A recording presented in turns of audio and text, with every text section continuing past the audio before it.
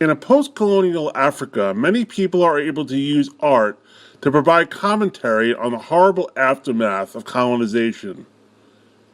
This makes people see that the only way to a unified and peaceful Africa is to remember their common turmoil and band together against restrictive Western influences, and to never forget the impact of the colonizing forces of Europe that had an irreverent attitude to human life. One of the most powerful tools artists use is to make art with allusions to pre-colonial ritual figures, so people can use art as a source of empowerment.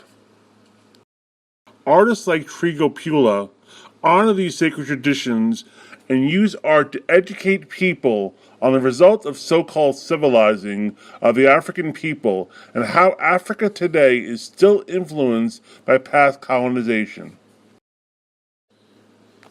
In looking first at a 19th century Femba figure from the Yombe tribe in the Congo, we can see that this is not an art piece, but was used for ritualized practice.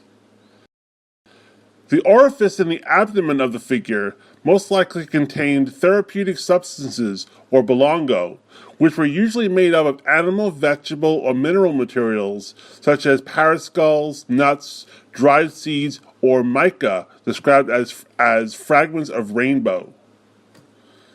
A hand is placed under the head of a baby in this picture, denoting an affection for life. This could confirm the use of this figure in fertility rituals based on current knowledge of the modern use of these kinds of figures.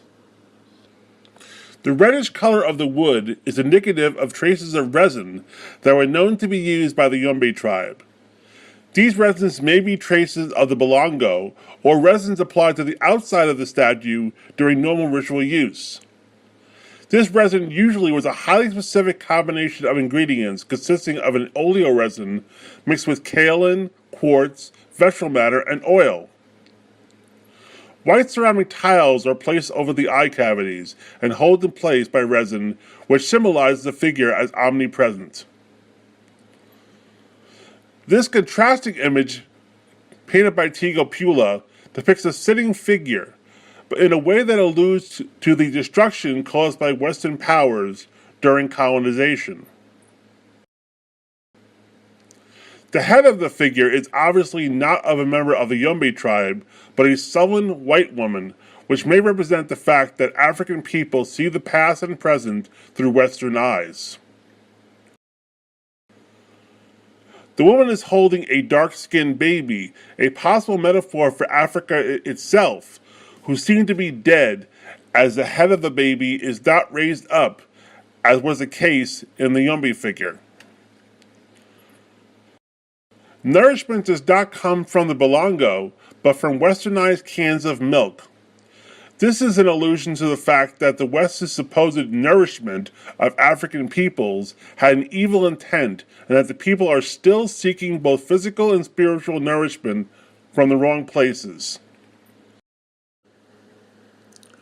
The cans also contain allusions to African ritualized tradition and the melding of these traditions with Western practices in the appearance of a figure inside of a milk can.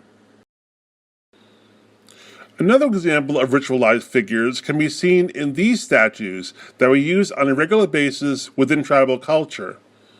Both of these figures contain protrusions from the torso, which once contained the same bolongo talked about previously that provided therapeutic life to the figures to help people in times of ill health. Also, both of these figures have the same opaque eyes as the Yombe figure described earlier.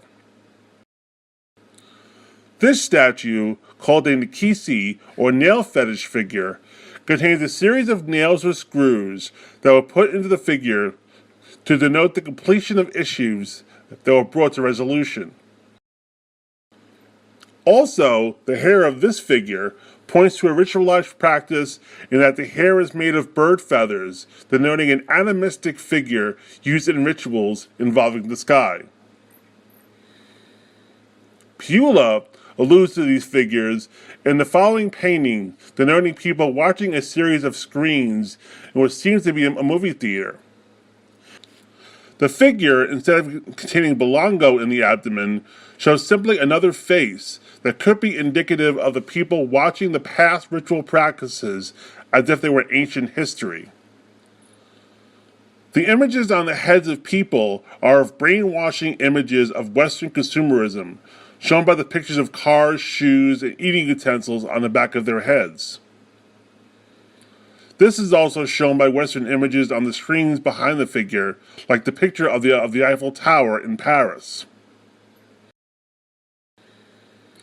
The machines in the back that have jutting wires could be indicative of a machine that is used to provide electric shock treatment or reconditioning treatment for people to cure them of their quote-unquote savageness and to see the statue based on Western perspectives.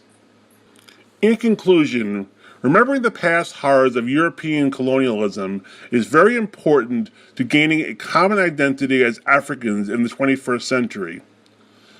Post-colonial art becomes a very important tool to remind people of the days before colonialism, when ritualized practices created unity and commonality between people, rather than Western norms imposed by force.